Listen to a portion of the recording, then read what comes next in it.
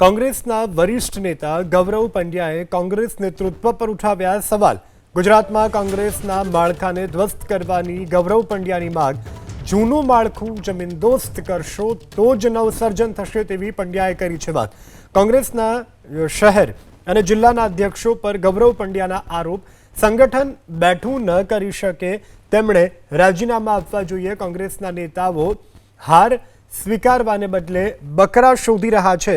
રાહુલ ગાંધીએ જેને ગુજરાતની જવાબદારી આપી તેઓ નિષ્ફળ ગયા તેવી પણ પંડ્યાએ કરી છે વાત। કોંગ્રેસની આટલી ખરાબ હાલત ઇતિહાસમાં ક્યારેય નથી થઈ।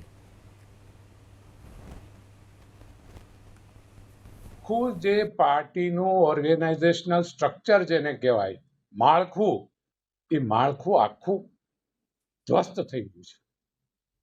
એ ધ્વસ્ત થયેલા માળખામાં હવે ચાણક્ય એવું કીધેલું કે જે ઇમારતની રિપેરિંગ શક્ય ન હોય, મરામત શક્ય ન હોય, એ ઇમારતને એક વખત ધ્વંસ કરી નાખવી પડે અને એનું પુનઃનિર્માણ કરવું પડે, ફરીથી બાંધવું પડે। હવે આ ઠાગા થઈ ગયા અને પ્લાસ્ટર અને ફેવિકોલથી આ કોંગ્રેસ બેઠી થવાની નથી। અમારા જેવાને તો હૃદય દુખે છે કે જિંદગીભર જે કોંગ્રેસની સાથે વરેલા, કોંગ્રેસની વિચારધારા સાથે વરેલા, કોંગ્રેસના સિદ્ધાંતોને લઈને જીવેલા, એને આ દિવસ જોવા પડે।